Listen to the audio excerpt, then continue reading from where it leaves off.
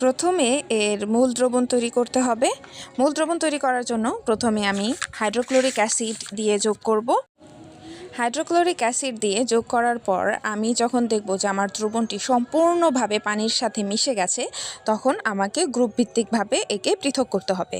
একটি পরীক্ষা নলে প্রথমে সামান্য নমুনা লবণ নিয়ে প্রায় 2-3 মিলি এবং এর মধ্যে হাইড্রোক্লোরিক অ্যাসিড দেব।